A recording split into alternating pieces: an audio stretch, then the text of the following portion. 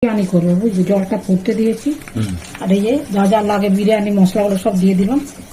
হ্যাঁ, আর এই যে চিকেন এখানে কষা করে রেখেছি, চিকেনটা কষিয়ে রেখেছি, যে ডিম দিচ্ছি, ঝরঝরে ভাত হবে।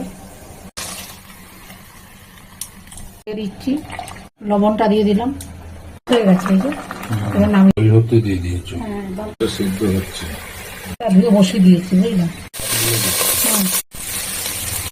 আলুগুলো দিচ্ছি, এবার একটু মাংসটা দিয়ে দেবো, ডিমগুলো দিচ্ছ,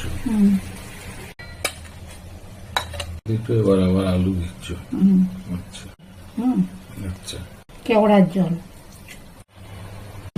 নিচে ঘি দিয়েছিলাম, আবার ঘি দিয়ে দিলাম, আচ্ছা দুধ দিয়ে গুলে রেখেছিলাম। আচ্ছা, এবারে চাপা দিয়ে দিচ্ছি।